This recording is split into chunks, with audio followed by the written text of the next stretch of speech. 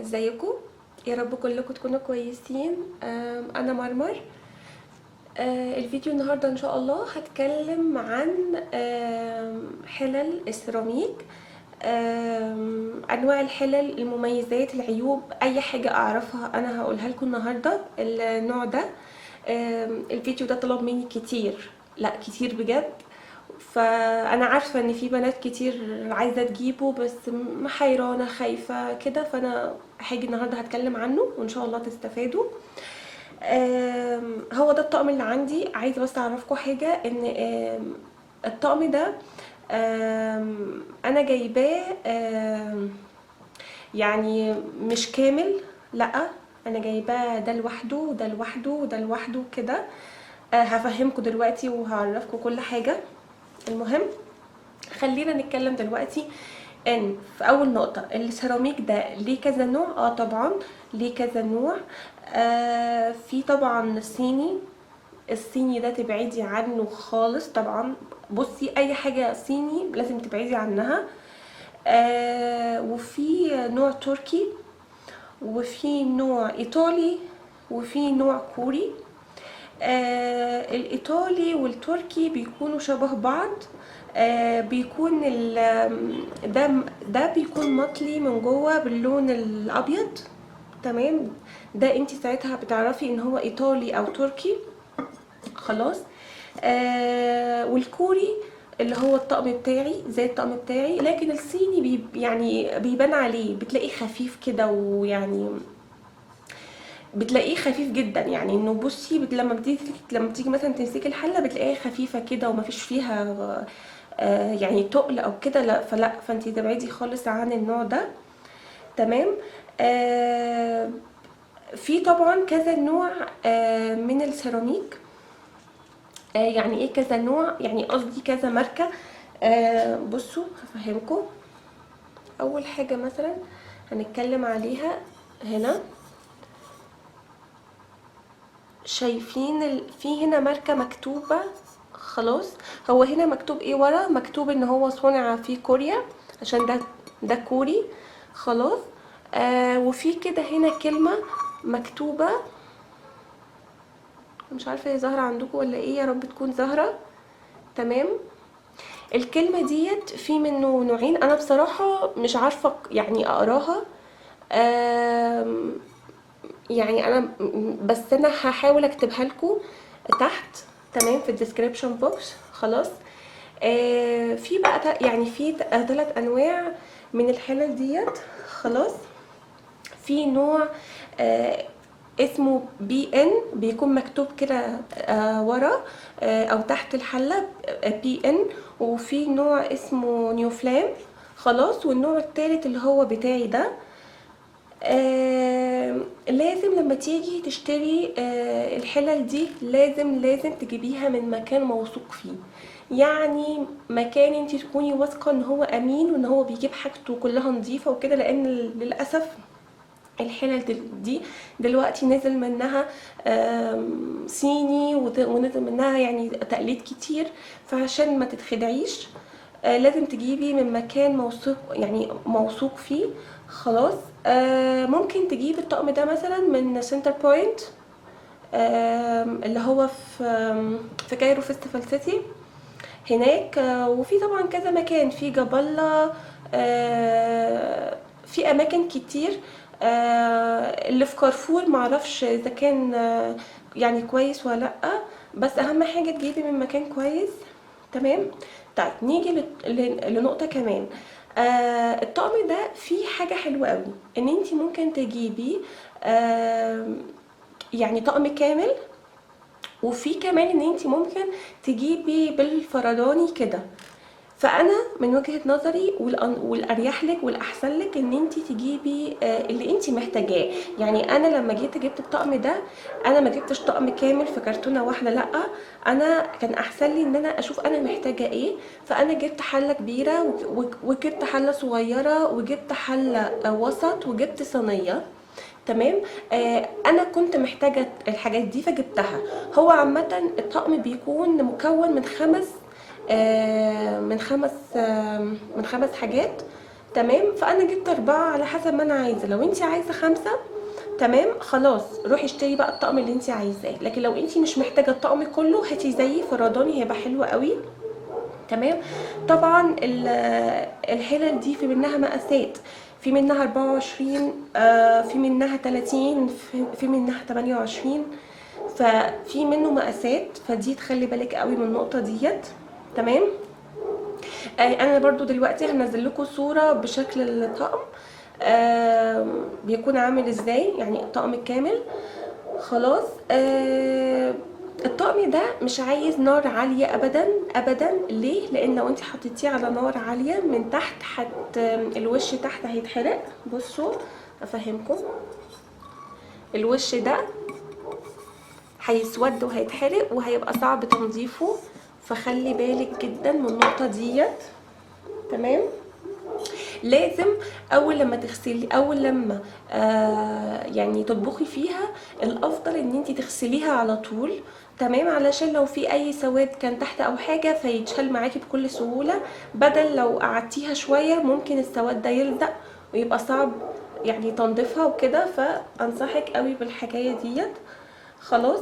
وطبعا لازم لما انت تيجي تغسلي الطقم السيراميك ده ما ينفعش بسلكه عشان ما يتجرحش، فالافضل حاجه اللي هي الليفه ديت.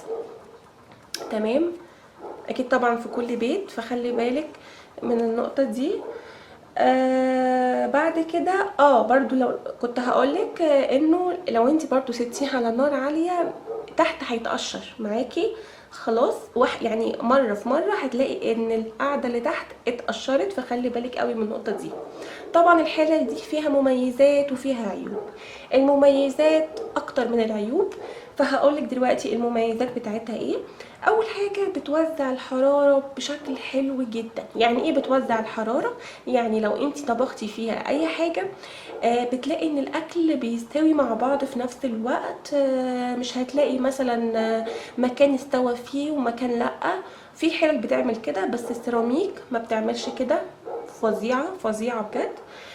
وكمان لما بتيجي تطبخي فيها مثلا رز او حاجه يعني الاكل ما بيتلزقش غير حلل تانية. انا كان عندي حلل تانية زي التيفال مثلا، كان الرز كان بيلزق فيه، لكن السيراميك ده لا. فدي طبعا ميزه يعني تحفه. خلاص. بصوا بقى ركزوا معايا. الغطا اللي هنا اللي بيكون في غطا الغطا بتاع الحله بيكون فيه هنا خرم. لو شايفينه الخرم ده لازمته ايه؟ لازمته لو انت مثلا بتطبخي حاجه بدل ما يطلع بخار، اكيد طبعا بيكون بيطلع بخار، فالبخار بيطلع من الخرم ده بدل ما يوقع في الحله. لو انت مثلا بتغلي ميه يعني نفرض او لبن او حاجه او ايا كان، ممكن الحاجه دي تقع من الحله، لا البخار بيطلع من هنا، فطبعا بيسهل عليكي حاجات كتير. فطبعا دي ميزه جامده جدا. خلاص. كمان ممكن تغسلي الطقم ده في غساله الاطباق. تمام. مش هيحصل لها اي حاجه. وكمان ممكن تدخليها الفرن مش هتقول لا. فطبعا شفتوا مميزاتها كتير ازاي، حلوه جدا. عيوبها بقى بصي هي الحله رقيقه جدا، يعني حنينه كده، تحسي ان هي رقيقه، يعني بنت ناس من الاخر. لازم تحافظي عليها بالراحه لان اي خدشه بتتخدش، فدي طبعا عيب فيها. فلازم تحافظي عليها بالراحه بالراحه يعني. وكمان فيها عيب، بصوا مموتني انا شخصيا، تنظيفها من تحت صعب جدا. زي ما بقول لكم كده، استنوا انا سايبه حله هنا مش نظيفه من تحت علشان اوريها لكم شكلها بيكون عامل ازاي. اهي بصوا حبايبي، شايفين المنظر؟ شايفين اللي مش نظافه خالص. انا بس سبتها علشان اوريها لكم. طبعا الموضوع ده يعني بصوا الصفار ده، طبعا الموضوع ده طبعا شايفين طبعا عيب فيها فظيع جدا جدا جدا جدا من هنا للسنه الجايه. انا بتعب بجد. آم، عشان انضفها من تحت بتاخد مني مجهود فظيع. لو مثلا آم، يعني طبخت وما كانش عندي وقت ان انا اغسل، فلما باجي بغسلها بعد كده بتعب بشكل فظيع. وكمان يا ريت ان هي بتنضف، لا بيبقى فيه بقايا. وبفضل رايحه جايه. بس انا زي ما بقول لكم ان هي بتتغسل. ثواني بس اجيب الليفه اللي انا مش اهي. الليفه ديت خلاص. بس انا بغسل، يعني بغسل القاعده اللي تحت بالسلكه ديت عشان بتبقى خشنه شويه وبقدر اتحكم فيها. تمام. لكن من جوه بغسلها بديت خلاص بالنعمه. فركزوا خلي بالكم قوي من النقطه دي. فطبعا ده يمكن اكتر عيب فعلا مضايقني فيها. وكمان هي عيب ومش عيب. طبعا الايد بتاعتها ما ينفعش ان انت تمسكيها كده، لان لو انت مسكتيها كده هتتلسعي. وانا ياما اتلسعت منها. ليه؟ لان انا بنسى يعني احط الحاجات دي معاها. ده بيبقى ايد جاي معاها. بصوا بيكون ايد بالشكل ده، بيتحط كده وبيتحط كده عشان تمسكي الحله وهي سخنه. فهي عيب في حاجه ان انت ما ينفعش تسيبي الماسك دوت وفي اكل بيتطبخ، لان الماسك ده بيسخن جدا وساعتها مش هتعرفي تمسكي. فلازم كل ما تيجي تشوفي الحله لازم تحطي الماسك، وبعد ما تخلصي تشيلي الماسك. فانتي ممكن ساعات تنسي ان انتي مش هتبقي متعوده مثلا على الايد وهتحطي ايدك. انا قبل كده حصلت لي كذا مره واتلسعت لحد ما اتعودت على الحله. فده عيب في الاول هتخلي بالك منه ضروري. تمام. وبعد كده في بقى عيب اخير فظيع يعني. شايفين الحله من جوه عامله ازاي؟ لو تركزوا تركزوا تركزوا هتلاقوا في شويه نقر في الحله من جوه. تمام. النقر دي مش غلط مني ولا حاجه. انا بستخدم معالق خشب وبستخدم معالق سيليكون. فانا عمري ما استخدمت معالق معدن او حاجه اللي هي بتخربش يعني. بس ده انا مش عارف ده بيحصل ليه. هو حصل في الحله دي بس ما حصلش في الباقي.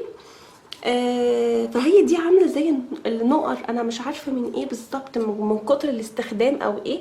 فمش عارف، لكن هو ده عيوبها. حبيت اقولك عليه عشان تاخدي بالك. لكن كميزه وكحلل حلوه جدا جدا. اكيد طبعا بنصحك بيه. لو جيتي فكرتي وشفتي هتلاقي ان هو مميزاته حلوه جدا واكتر من عيوبه. وكمان هيبقى امان قوي على طفلك او عليكي او على عيلتك. اقول لكم بقى انا جبت الطقم ده ليه. انا كان عندي في الاول تيفال. وبعد كده سمعت في التلفزيون من سنه، هو الطقم ده عندي بقاله سنه. فسمعت في التلفزيون من دكتورة متخصصة في الحاجات ديت. كانت بتتكلم في كل حاجة عن السيراميك وكده. وقالت طبعا عيوب التيفال. وفعلا التيفال بتاعي كان قشر خالص. فالدكتورة دي قالت ان التيفال بيطلع مادة سامة. اول لما يقشر بيطلع مادة سامة، وانتي بتطبخي الاكل المادة ديت طبعا بتطبخ مع الاكل بتاعك وبينزل في بطنك وبيحصل حاجات مش كويسة، وبالذات لو عندك اطفال. فانا ساعتها كنت حامل وقلت لا خلاص انا هحاول اتخلص من التيفال وهشتري السيراميك اللي هي قالت عليه. وهي رشحت السيراميك ده الحلة ديت. وانا فعلا رحت جبتها وقالت هتبقى صحي جدا ويعني وامان. فانا رحت اشتريت. بس زي ما قلت لكم انا اشتريت اللي انا عايزاه واللي انا محتاجاه. هقول لكم دلوقتي بقى الحلة دي شكلها كده. دي اكبر حلة اهو. تمام. الحلة ديت انا ساعات بطبخ فيها خضار لو هعمل خضار كمية كبيرة. ساعات مكرونة سباكيتي لو هطبخ برضو حاجة كبيرة او كده. لطيفة قوي. ممكن تسلقي فيها برضو لحمة بس مش كتير يعني، لو على قدك انتي وجوزك وعيالك. لكن لو عزومة لا مش هتكفي طبعا. تمام. ليه كذا استخدام. دي كانت اكبر حلة. خلاص بعد كده الحلة دي اهي.